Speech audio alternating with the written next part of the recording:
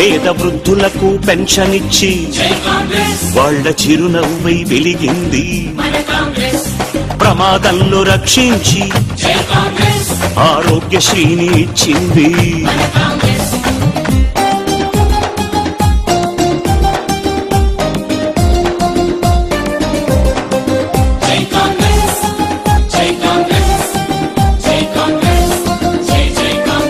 దీన జనులందరి శ్రేయస్సుకు అభయ హస్తాన్ని అందించెను.